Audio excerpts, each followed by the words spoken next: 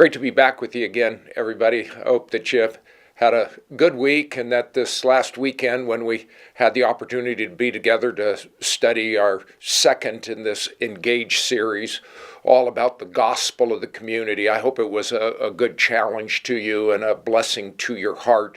If you remember back, the main idea that we saw in Titus chapter 3 is essentially that the gospel is the most powerful tool that we have to fix a broken life.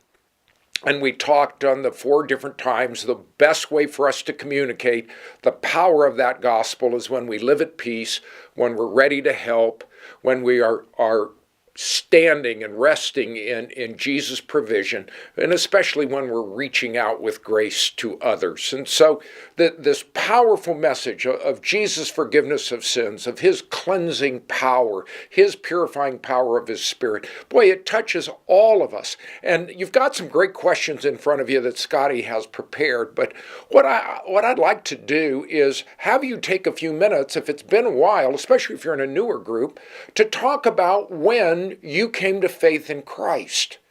When did you first hear the gospel message? Was it when you were a child? Was it when you were older? Who was the person who shared it with you? And what was it in particular that God used to draw you to himself? Because he uses all kinds of different things and different circumstances and different situations. And this is what we read about in the Gospels.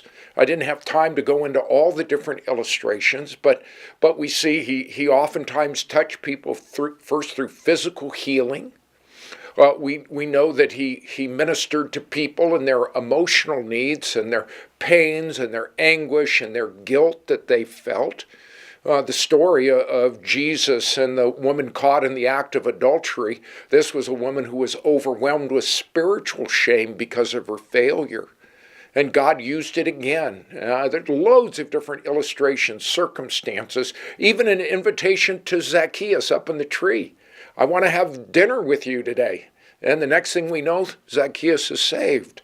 And so God uses all kinds of different things to bring us to himself. And in that process, through his Spirit, he cleans us up spiritually. He fixes us, if you will, in our souls. That doesn't mean we don't have any more problems. It's just now there is a power greater than our problems. There's a power that can change our character. And I'd love to have you take a few minutes to talk about the work that God has done in your life in the past, the work that he's doing right now in your life, and what you hope that he'll do in the future.